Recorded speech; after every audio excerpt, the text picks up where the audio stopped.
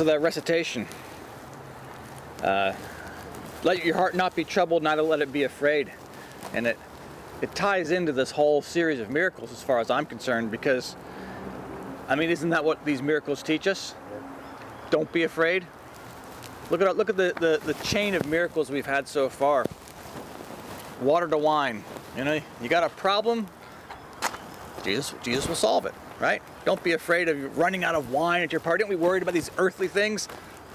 I can overcome that. What was the next one? It was the man at the pool, right? The paralytic man at the pool. Problem? Don't be afraid. I've got it. Blind? Don't let your heart be troubled by that. I'll fix it. And one of the things that I found is an interesting progression in these miracles is the water. All right, first miracle, water to wine. How is water in there? Because it happens where they don't have any wine. They've got these 6 empty vessels. Do they have a water shortage? No. Fill these up. Okay, no problem. Boom, boom, boom. They fill it up. And the problem is solved with water. The water's turned to wine, but the problem's solved with water. The next guy we have a progression of water is the man who's paralyzed, and where is he at? A pool. Is there a water shortage there? No. So in these first two, there's truth, right? There's the teaching, the knowledge is there in their lives. You know, they got to fill up the caskets with it, or they got to get into it, but it's there, and it's plentiful. Next one was last week. Man born blind. Not like a blindness that happened through an accident, or he was born blind, so it's never been there. Is there a water shortage? Yeah, there's no water from this guy's life. It's not at a pool, it's not at a lake, you know. How is this problem solved? Yeah, spit. Water. Water is spit into the guy's eyes. Truth from the Lord himself. Water is there to solve the problem. And in the other gospel, I think it was the Mark version of it, it's the same thing. There's no clay, but he still spat into the guy's eyes directly. Water, truth, solves problems. Truth creates miracles. And this last one, though, we have Lazarus raised from the dead. And we'll go ahead and read that, and let's just see if there's any water in this one.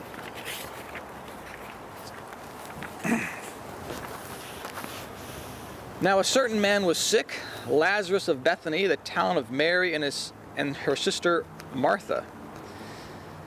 It was that Mary who anointed the Lord with fragrant oil and wiped his feet with her hair, whose brother Lazarus was sick.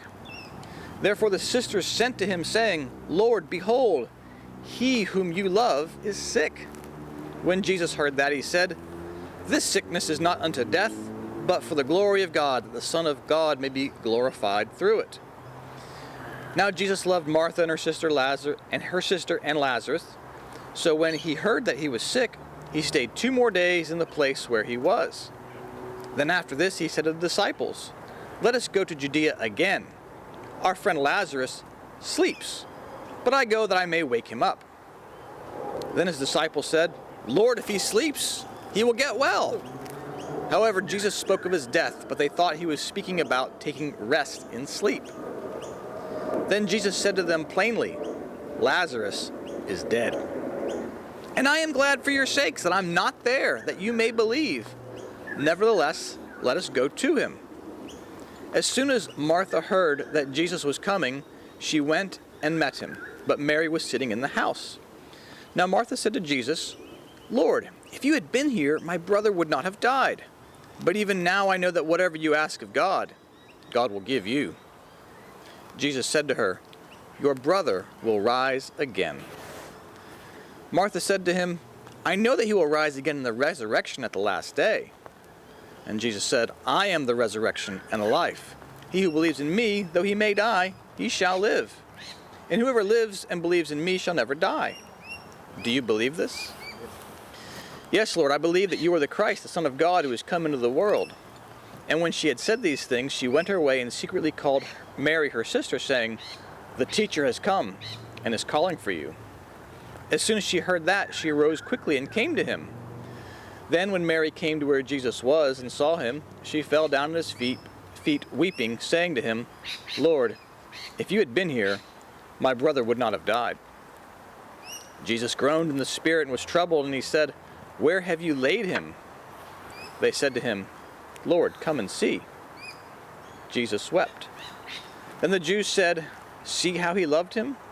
And some of them said, "Could not this man who opened the eyes of the blind also have kept this man from dying?" Then Jesus, again groaning in himself, came to the tomb. It was a cave, and a stone lay against it. Jesus said, "Take away the stone." Martha, the sister of him who was dead, said to him, "Lord, by this time there is a stench. She's been dead for 4 days." Jesus says, "Did I not say to you that if you would believe, you would see the glory of God?" Then they took away the stone from the place where the dead man was lying. And Jesus lifted up and said, "Father, I thank you that you have heard me, and I know that you always hear me. But because of the people who are standing by, I said this, that they may also believe that you sent me." Now when he said these things, he cried with a loud voice, "Lazarus, come forth!" And he who had died came out bound hand and foot with grave clothes, and his face was wrapped with a cloth. Jesus said to them, "Loose him and let him go." No water in that story, is there? No water. The weeping. Yeah, very good. I hadn't thought of that. That's right. Just the weeping. You're right. You're right. Well, so what I see in this, like, the church teaches about the Lord came to restore truth, right? The Son of Man will be abused. The Son of Man is going to be abused. So the word, the truth, is all it's going to be abused, and it's all going away, right? That's the whole point of Jesus coming, was to restore the teachings. Because people who wanted to learn about spirituality, the Pharisees, the Sadducees, the Jewish law had been so corrupted that they couldn't learn. It's this water shortage that keeps going away. And it gets to the point where when Jesus is crucified, we're taught that there's basically nothing left. At the beginning of the story, there's some, Jesus is born, he goes through life, 30 years of ministry, 30 years of life before the 3 years of ministry, and we see the water slowly get less and less and less. Look to this story, and there's none. There's none, aside from Jesus weeping. So it's this progression, and what I also see is that the obvious side of it, there's the miracle of him showing he has power, right? He has power over death. There's nothing he can't do. We have that teaching. It's very clear. We have this small group of people who are still seeking the truth. Right? Mary and the other woman, they're there, and they're the affection for truth, right? They want to save this. Lazarus, the man, he is a symbol for our intellectual side. The side that carries the truth, right? So the intellectual side of us has died, but there's still part of us that wants to know what's real. I want to know. So it says, I can save that even when it's dead. Sometimes we need it to die, right? Because what the writings tell us about these grave clothes is that these are representative of clothes in general are truths, but clothes are our external things that we live by. So in this particular story, the grave clothes are the traditions and the rituals, all the trappings of Jewish culture that were constraining him. Right? So he's constrained by all these teachings that are false. So all of that needs to die in order for him to be raised up and, at the end, loose these clothes from him, let him free from the bondage, let him free from these false ideas, and let him go. It's the grand finale of miracles, right? Well, not quite, I guess, the resurrection of his own self, but as far as the stuff that he does outwardly, it's the big one. Because in all of history, have you ever seen a story or heard a story like this, where he raised somebody who's not been dead for 10 minutes. Right? In the Gospels, he's already raised 2 people from the dead. We had the widow's son who was raised, and then a daughter of a woman who was raised as well. Now the daughter, she was sleeping. Just like this story, right? Lazarus, he's sleeping. The son, well, we're not told how he died, but he wasn't dead for 4 days. And so that the big thing with this is it's an adult male, and he's been dead for 4 days. The son, a son and a daughter, symbolically, they represent truths and goods that come out of your ruling love. So you have this higher sort of belief. Sons and daughters come out of those things, the things you believe, because you believe God is good. So therefore, if God is good all the time, that means this bad things that happen to me, well, they're going to be all right. You know, that's a son kind of truth. Daughter is the love of finding these things because of that. But when Lazarus dies, he's an adult male, so it's a symbol of our intellectual side. It's the mind side, where everything is dead. Our whole intellectual structure, it's all gone. Gone. For me, what I find the most interesting thing about this story, though, is this sleeping bit. Lazarus is asleep.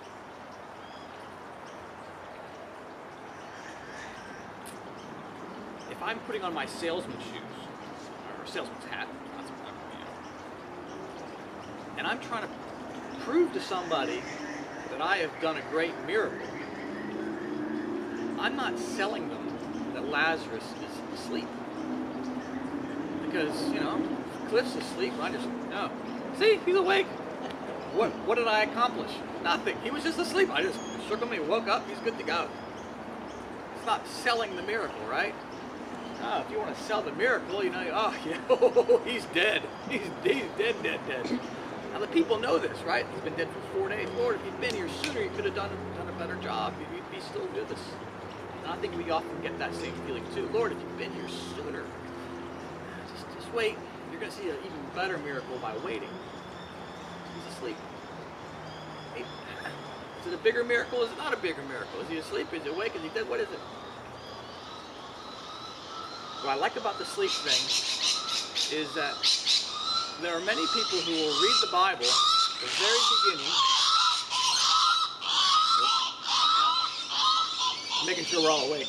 At the very beginning, Adam and Eve, the Lord puts Adam in a deep sleep. The Bible never shows that Adam wakes up. It's never said that Adam wakes up. He's put into a deep sleep, ribs taken from him, Eve's made, on the story goes. It never says, and then God woke him up after the anesthesia I gave him, he's still out.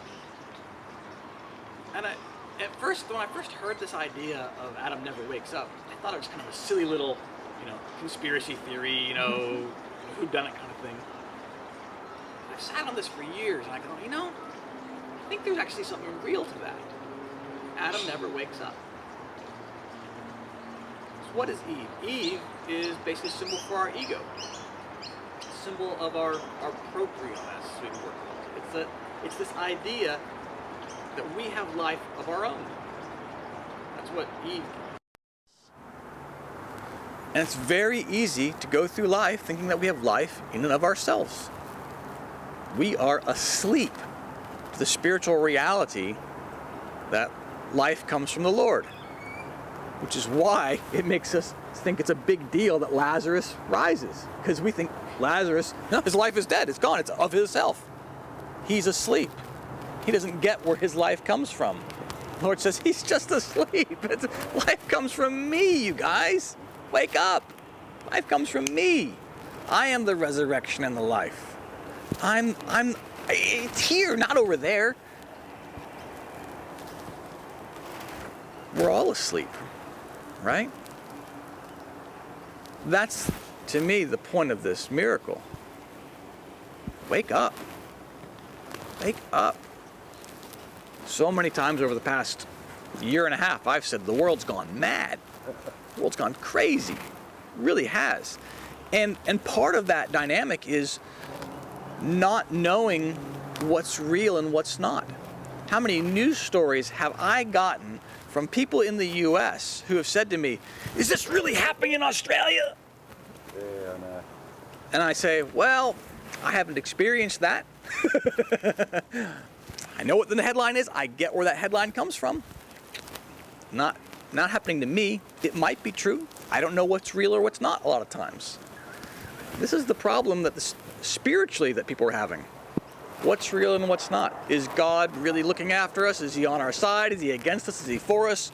You know, where's the truth? How should I behave? Do I need to go to this temple? Do I need to pay these taxes? Do I need to do this thing? Lord's saying, wake up. Wake up. But in order to wake up, you're going to have to let all the other stuff die. All of the things that you've held has got to die. And then I'm going to show you something really impressive. Because when you wake up, you're going to be free from all the traditions, the rituals, the customs, the trappings of Jewish society. You're free of all that. And you're going to see what actually happens. That being that he is the life. The life is here, not over there. Wake up. Wake up. In the back here, Secrets of Heaven 147.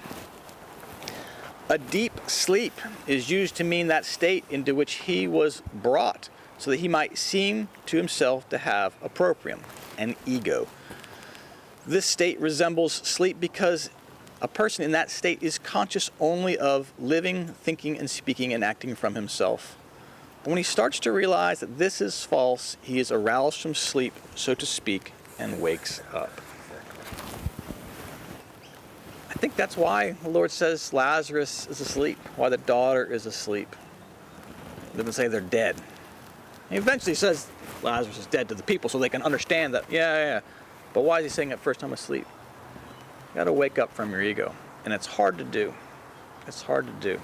So when you think of the great miracles that the Lord can provide in our life, you know, we've seen so far the water to wine is like turning knowledge into experience. You follow what the Lord says, it turns that basic knowledge into experience. The paralysis, it's, hey, you have the knowledge, do something different, right? Get up and walk. You had the blindness, where it's, I can't see. Let me give you sight. Let me remove the ignorance. I'm going to give you the water. I'm going to give you the truth that you need to do things. And this last one, what's the last obstacle here? Oh, the obstacle is your own self. It's you think you've got it figured out. Lord, it's dead. It's not working. This isn't happening. This isn't any good. Lord, you know, it's too late. It's too late. It's too late. How many times have we said that? Lord, it's too late. You know, I haven't found my partner. I haven't found my job. I haven't found my career. I haven't found this. My kids do this. You know, it's too late. It's too late. Hang in there. I've got a bigger miracle for you yet. And you've just got to let go, wake up, and see that I'm in control. I am the life. I've got it all. So I think that's the big takeaway from these miracles is that trust in him. I know every sermon sounds the same, right? Trust the Lord, trust the Lord. But wake up to, there's a much bigger reality than, you know, what's in front of him. Something much bigger. And he's trying so hard to show us that. Amen.